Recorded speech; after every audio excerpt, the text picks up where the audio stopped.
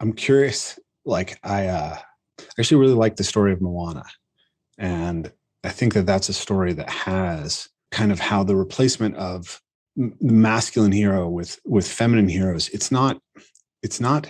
doesn't make sense the way that it's being done.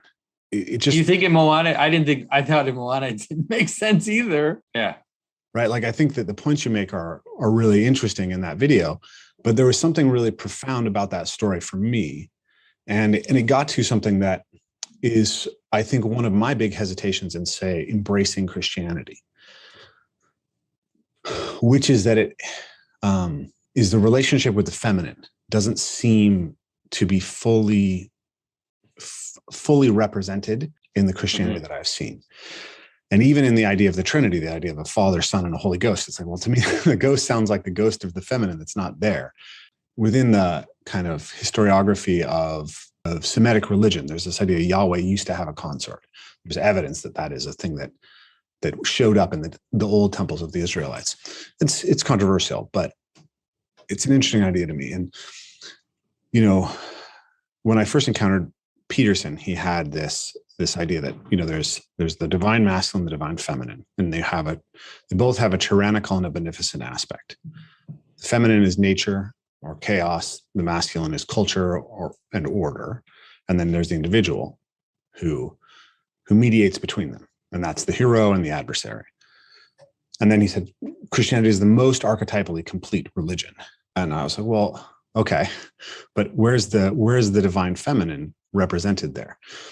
And it seems to me, I had this sense at the time that we live in a time when it's more important than ever to have a really good articulation of the divine feminine for two reasons, which are sort of weirdly paradoxical. One is that if we think of the feminine as nature and we think of the masculine as culture, there's never been a time in which culture had so much power over nature and so much potential to damage it. 100 years, like even 200 years ago, like we were vastly more threatened by nature than nature was threatened by culture in many ways. But now it's like we could let off a bunch of nuclear bombs and change nature such that we couldn't survive in that world. And so there's something about that's important to me. And then the other aspect of it is that due to the pill, due to the change of what work is, due to, you know, female sanitary products, due to public bathrooms,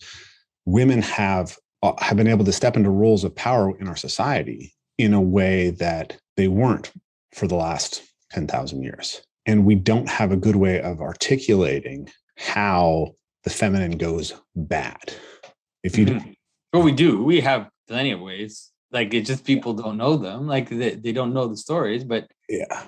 But in terms of the feminine, it's Christianity has the mother of God. If you want to understand it, it's like, I think maybe you were exposed to more kind of evangelical or Protestant Christianity, but traditional Christianity has the notion that Mary is the mother of God in the sense that she is the place, she is the throne, she is the container, she is the potential out of which the manifestation of God appeared in the world. Okay, no Christian believes that God is masculine. Like we believe that God transcends categories, but in the way in which he presents himself to us is as Father.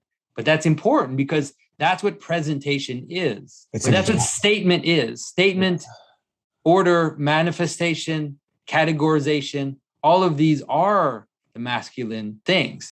There are movements in the Orthodox Church called Sophiology, which are movements to explicitly, let's say, formulate the divine feminine. You could call it that way. Mm-hmm. But those have been prescribed by the church. And I think for good reason, because that's the problem with pretending you're not in language, is that you can't formulate it. You can't put it into a formula. If it's supposed to be potential, once you formulate it, it's no longer what it is. And so there are places, there are mysteries, like you read in the Church Fathers, they talk about the womb of God, right? They have these expressions, but they're never dogmatic. They're never something you have to like say, this is the structure, because what are you doing then? Yeah. You're perverting the very nature of the thing you're trying to formulate. Yeah. So, but I want to go back to Moana, because I think this captures why Moana was valuable to me. And I want to, I'm curious to get your response. Right. So when I first encountered Peterson, he's talking about the heroic archetype and the dragon slayer. And then he says that the reciprocal for women is the Beauty and the Beast myth. And so I was telling everyone the dragon slayer story then at the end of my seminars and saying, like, this is ultimately what we're doing in movement practice. We're just going out and doing this. And parkour is 90% male. So it's like, is this a more masculine thing to choose this type of path? Like, how does this interact with femininity? Mm-hmm. But I had female students the whole time, and I learned profound things from them. And they were always it was really an amazing thing to work with women. So I had a big seminar in 3 days. It's all beautiful. It's going great. And then I try to tell the Beauty and the Beast story after the dragon story. And it just went over like a lead balloon. And these women were really not happy about it. A lot of them were really proactively feminist, and it just didn't work. So I went back and I was like laying in my bed, and I was up till like 2 a.m. that night thinking, and I thought about the idea of the story of St. George and the dragon, and that there's a portrayal of a masculine and feminine aspect of the heroic. And that ultimately both George and the princess confront the dragon. She doesn't leave when he engages in the confrontation. She assists him in the confrontation. And ultimately it's actually her girdle wrapping itself around the dragon that resolves the situation. So I had this idea that there's these two aspects to the confrontation with chaos. One is that the destruction of the chaotic and the assertion, the penetration of the lance. But the other is the holding of the space in which the chaotic comes into order. Yeah. And I thought about that in relationship to like children. Children are little chaos things, and you don't go put a lance in them, right? You hold a space that has enough strength, enough boundary, enough discipline, but that is nurturing, and that's how they come into order. Yeah, it's a home, like it's the symbolism of a home. But and I thought it's all there. Like if you once you understand what you just said, you'll realize when now you look back at the stories, you'll see that it's all there, but it's there often in a way in which also let me tell you, like, the story of, I forget which sword, one of Arthur's sword. I think it's Excalibur. So right, so when Arthur receives Excalibur, he receives the sword and he receives the sheath. And the sword, with that sword, right, he can strike all the enemies or whatever. And then with the sheath, he's protected from all harm. And the question is, which is more valuable, the sword or the sheath? And that's actually some of the questions that appear in the romances. Arthur loses the sheath, but it's like there's a suggestion, which is that the sheath is in some ways secretly more powerful than the sword. Yeah, here was the interesting thing that I sat there and I realized. So I realized that there's something like, there's like a heroic power of assertion and a heroic power of surrender. And I had this really strange realization as I was laying there, which was that when I did the things in my practice that were most heroic, let's say, most dangerous, right? Where if I failed, my life was literally on the line. Mm-hmm. I had to call on both of these. And it was the assertion that got me to choose to do the thing and to stand in front of the jump. But I never felt safe until I waited for a sense that the jump was already going to happen and that I was surrendering into it. Mm-hmm. The experience of doing the jumps when I could die is not an experience of pushing with will.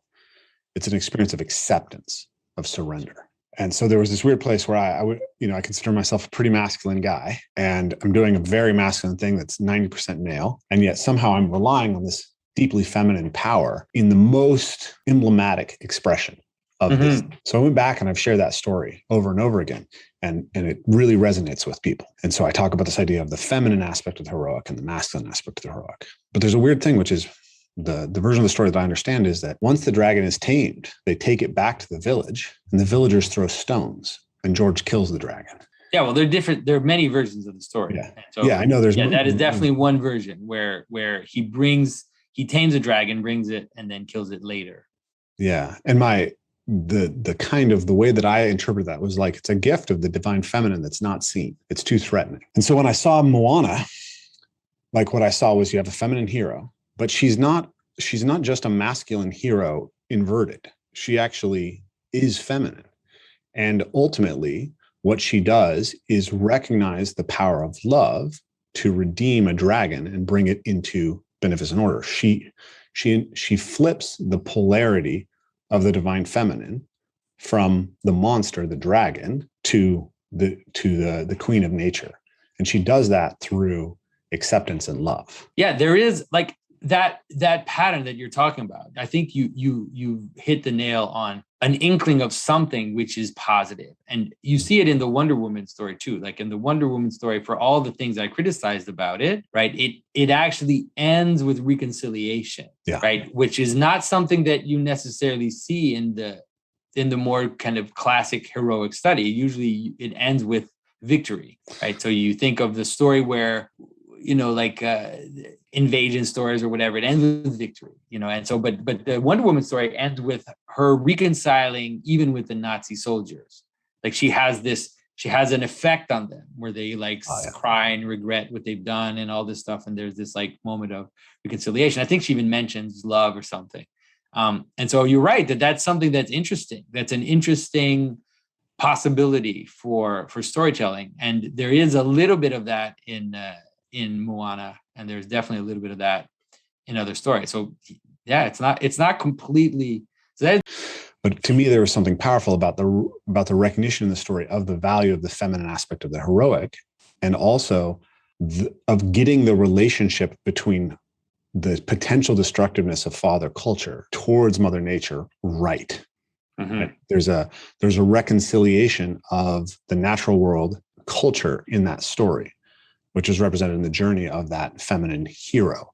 And that's why ultimately what you would want is a story where you could do that without having to subjugate, humiliate, denigrate the masculine character. It's like, wouldn't that be awesome if we could have that? Yeah, absolutely. It's like, we watched, my son and I, we watched the Black Widow movie, and it's the same, right? It ends in the same way, where there's actually like a reconciliation with like the daughter of the guy, and like there's like a reconciliation. But the whole movie, I remember my son was asking me, like, why is this father figure there? Like, why is he even in the story, this Black Widow story? And as he said that, there's a scene where he's like fighting the bad guy and completely getting beaten up. And then for that scene to end, the feminine character has to come and basically solve the problem for him. And I was like, I didn't even say it. And I was like, that's why he's there. And that's the only reason why he's there. And it's so annoying. And it's so counterproductive. Like you could have both at the same time, and you could tell amazing stories if you did that. Yeah, absolutely. I think that's what we need, right? We need those stories that represent those things both powerfully. And there's another part which is harder for people to get, and I hate to bring it back, but this is the problem of making things explicit.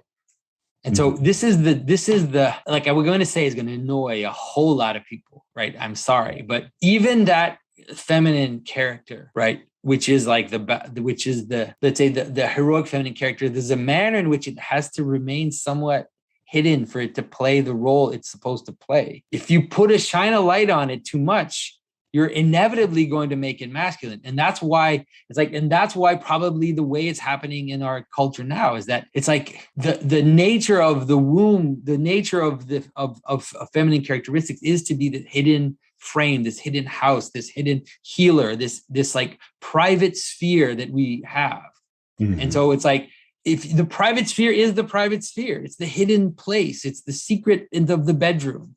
It's the king who goes away from the meeting in the evening. And then for some reason, when he comes back in the morning, he's changed his mind and nobody knows why, right? It's that transformation, which don't denigrate it. It's a real and powerful reality of the world, which is the manner in which things happen in secret and transformation happens in dark places. And so it's like, if you shine too much light on that, you're going to change its nature. And that's one of the problems of the situation we have now. It's interesting because as I've been thinking a lot about this, I've been like, well, what are the stories that sort of aren't just well told and don't just get into these issues, but actually point out something new, something that moves forward. And the author that I think is doing that best in fantasy fiction is Daniel Abraham.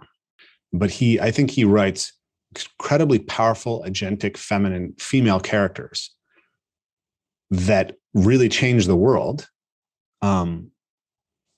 But they don't just play out masculine archetypes. They do it in the ways that traditionally women in a lot of these societies had to do that. Yeah.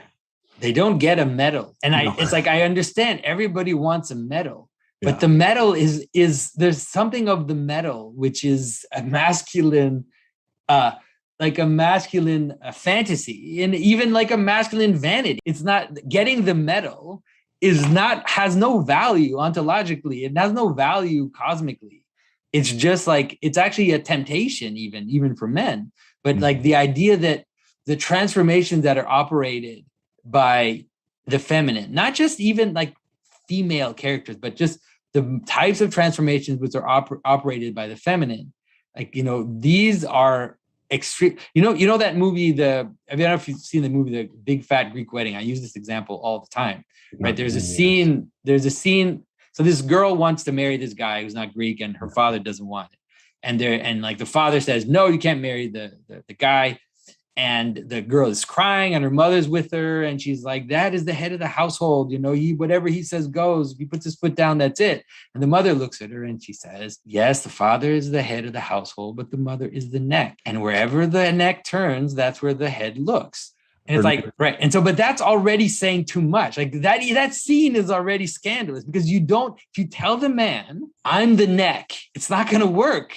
You have to be it in secret. I'm sorry I'm really like ruining all of this, but like you have to be in secret the agent of transformation for it to be real. But she's telling her daughter she's the neck, but she would never tell her husband that. Mm-hmm. If she told her husband she's the neck, then it would just be a fight. Well, if the neck claims to be the neck, then it becomes the head. Exactly. And so that's the reality of the secret, and the reality of these secret patterns that and it's the same thing with the problem of the divine feminine, and the problem of the way it's presented in Christianity is that as soon as you say it, it becomes a lie. As soon as you say it, it becomes denatured. So you don't say it. Again, I find this really interesting ring with Taoism, right? The way that can be named is not the eternal way. The nameless is the mother of all things. So the divine is represented as feminine first in the Tao. But it's also represented as undefinable. The only thing you can say about it is that it can't be named. Yeah. And that's something which I told you is hinted at. Mm-hmm. Like Saint Ephrem the Syrian he says the divine womb, and then says, "Shut up." He says, and I'm not going to talk about this. Yeah. Okay. So, but it's interesting to think about it. Think about how, let's say, kind of new age type spirituality is. Yeah. Like the nameless stuff is all they want to ever talk about. Yeah. That's all they care about. That's all they talk about. That's all they want to put into light. And it's like, that doesn't work. You can't, it doesn't, if it's nameless, it's nameless. Like hint at it and shut up. Don't stop talking about it.